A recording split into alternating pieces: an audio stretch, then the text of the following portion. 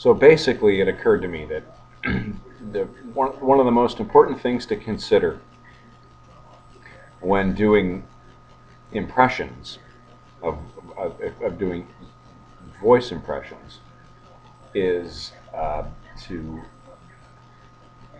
not necessarily focus on the face of the person who's doing the impression, but focus on the face of the person that the impression is being done of. So, you know what George Bush looks like, so forget about me. The whole idea is to just listen to what you're hearing and picture Bush saying it. So, or Ted Kennedy, for that matter, or John Kennedy, or Richard Nixon, or whomever it is that, or whatever figure. Those happen to be figures that that I like to do. But there's there's many different men and women that lend themselves to impressions across a whole host of areas. So. Um, so if you can imagine Ted Kennedy, an older Ted Kennedy, and what he would sound like,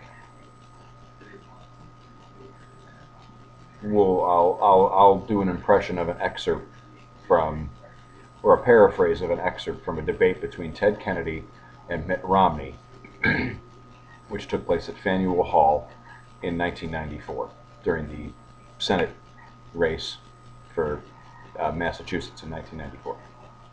And he says, Mr. Romney, I am pro-choice. I have read the bill, and I am for the Roe v. Wade.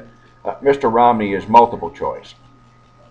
So that's, forget what I look like for a minute and imagine a 60-something-year-old Ted Kennedy saying, Mr. Romney is, I have read the bill, and I am pro-choice, and I support the Roe v. Wade.